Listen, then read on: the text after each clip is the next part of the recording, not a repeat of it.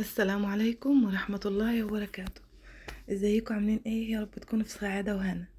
الوصفة بتاعتنا النهاردة بقى وصفة يعني الأسد.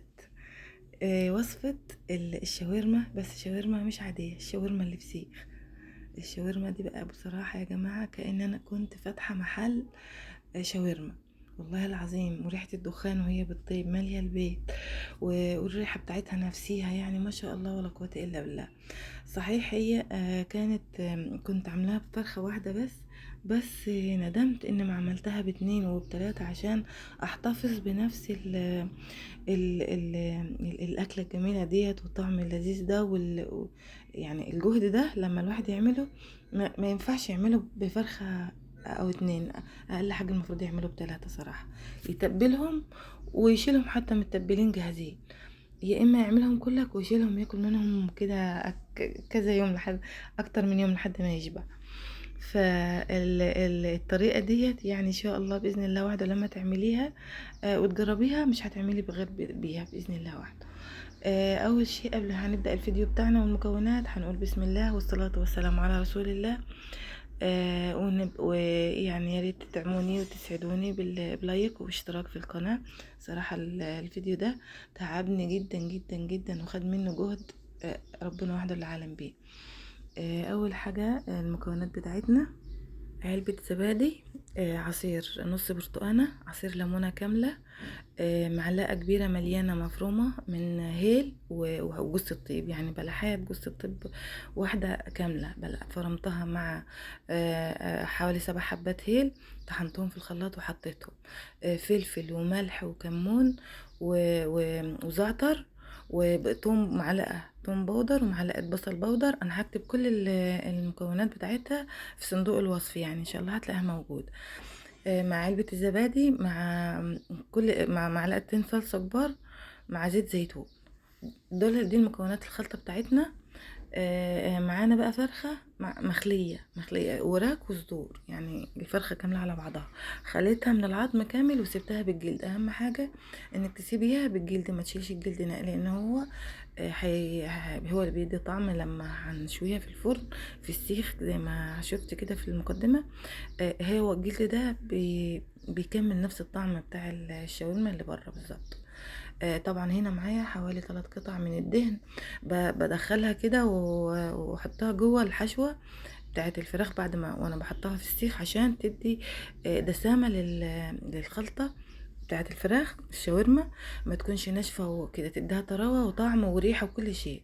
طيب معانا هنا بطاطساية انا قشرتها مغسولة وقطعت نصها من تحت، يعني بحيث ان انا ايه اما اثبتها في الصينيه كده ولا في اي حاجه اللي انا هشوي فيها تبقى مسطحه من تحت وتبقى ثابته مرتاحه يعني.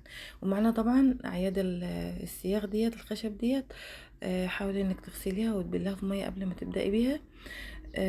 انا بدخل بقى الفراخ بعد ما نقعناها في التتبيله، المفروض تحطيها في التتبيله ليله كامله بصراحه في التلاجة، لان دي بتفرق في الطعم اوي. انا استعجلت عليها لان انا كنا صايمين وانا عملتها الظهر كده يعني، وشويتها قبل المغرب بساعه كده بساعتين، ده هي اخدت في الفرن شويه حلوين.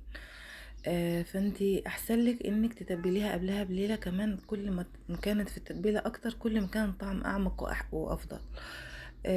طبعا تنغنغيها بالتتبيله كده وتحطيها جوه الشرايح الفراخ، وبتحطي بقى عكس بعضه، يعني مره في الجهه دي ومره في الجهه دي، ما تخليهمش نازلين كلك ايه كلهم نفس الاتجاه وكلهم نفس الوضع، لا خلي مره طرف يمين ومره طرف يمين. وبحط طبعا القطع الدهنة في داخل الحشوات، يعني احشيها كده في النص ما بين الطبقات بس، وافضل بقى انزل كده واحرك زي ما قلت، ولو في اي زوايد نازله بتنيها لجوه كده مش هتعمل.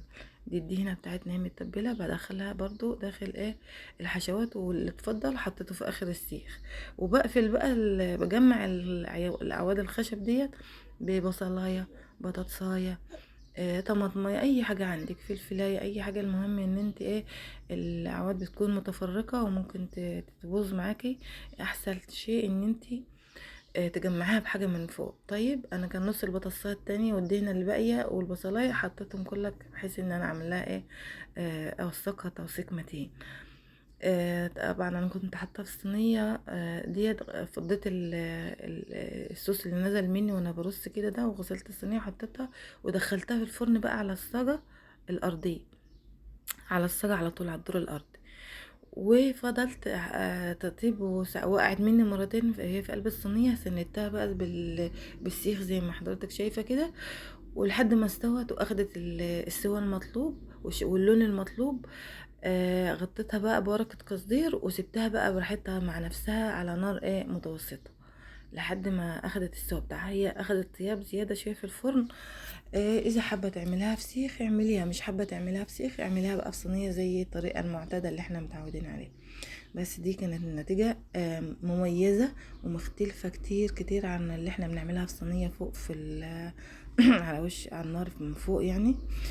والتجربة يعني أحسن شيء إن الإنسان يجرب ويتعلم، ويجرب دي ويجرب ديت ويجمد قلبه ويعمل. المهم إن انت تعملي في البيت حاجتك نظيفة بإيدك، وحتى لو الحاجة يعني باظت منك ولا مطلعتش زي ما كنت متوقعاها، جربي مرة تانية كمان واعملي مرة تانية كمان، هتطلع معاكي فل الفل. طبعا هي كنا صايمين، وكان المفروض ان انا اسيبها لحد ما تاخد يعني المية اللي فيها تنشف نهائي وتاخد لون احمر كامل كلها. فاضطريت بقى فضيتها بعد ما قطعتها، حطيتها في الجريل وخليتها على النار من فوق بقى شوية، كملت بقى المستوى اللي انا عايزاه بس. ولفيت بقى السندوتشات ودخلتها السخان. السخان دهوت يعني ما شاء الله لا قوه الا بالله، بيخلي السندوتش ليه طعم تاني خالص. يعني بنصح اي واحده انها تحاول تجيبه في بيتها بصراحه. بس بقى التوميه دي انا عملتها ونزلتها على القناه، وبصراحه كان طعمها رائع رائع رائع. وحتى الخيار ده كمان انا عملته في نفس اليوم هو والتوميه. كان جهد جبار صراحة عشان الاخر الواحد يطلع بيه بسندوتش شاورما. بس سندوتش الشاورما مميز ونضيف وجميل وفي بيتك وبايدك، محدش عارفة ايه كل اللي فيه. والله العيال وابوهم وكل يعني كانوش مصدقين نفسهم هما بياكلوا. طبعا السندوتشات اتنشفت في اقل من نص ساعة، والف صحة وهنا يا رب. و... وتجربة كانت رائعة جدا، جربيها واعمليها والله مش هتندم ان شاء الله. بس طبعا كل شيء في اوله بيبقى صعب، اول مرة بيبقى صعب، بعد كده بيبقى سهل جدا. حاجة بقى يا بنات عايزة اذكركم بيها. ان كان في حديث صحيح للرسول صلى الله عليه وسلم لما شاف ابو امامه صحابي جليل بيذكر الله، فقال له ماذا تقول يا ابو امامه يا ابا امامه؟ قال اذكر الله يا رسول الله. فقال له الا، قال له الا اعلمك ذكر يساوي ذكرك طول الليل وطول النهار؟ قال ما هو يا رسول الله؟ قال تقول سبحان الله.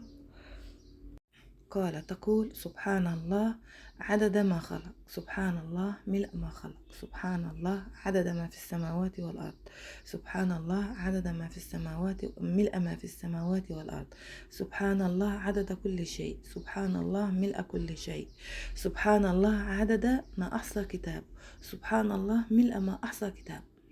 شوفوا دي ايه الذكر ده يا جماعة، والحمد لله زيها، والله أكبر زيها، ولا إله إلا الله مثلها، ولا حول ولا قوة إلا بالله مثلها. وممكن تدخل أي ذكر أنت عايزه زي الصلاة على الرسول صلى الله عليه وسلم، أو الاستغفار، أو أي ذكر عايز تقوله بنفس الصيغة والكيفية دي، تاخد نفس مليارات المليارات من الحسنات في دقيقتين اتنين ممكن الإنسان يحصله. واحنا عمرنا يا جماعة يعني بيعدي بسرعة واحنا مش حاسين. فممكن الانسان يجي في الاخرة يقف انه يدخل الجنة على حسنة واحدة. فده حاجة ملخص سريع وانجاز سريع وكنز من الكنوز العظيمة اللي احنا غافلين عنها، وهي الذكر المضاعف اللي انت ممكن بأقل جهد وبأقل وقت وبأقل شيء ممكن تحصل على مليارات، مش آلاف ولا ملايين، مليارات من الحسنات. شوف الواحد لما يقول سبحان الله عدد كل شيء، شوف كل شيء ده يشمل كل شيء ربنا خلقه على وش الأرض، ملء كل شيء يعني عدده وملوه. شوف البحار عددها قد ايه، ملوها قد ايه. شوف الاشجار، شوف ربنا سبحانه وتعالى مخلوقاته عظيمه قد ايه على الارض. فياريت نوصي نفسنا بالذكر ده.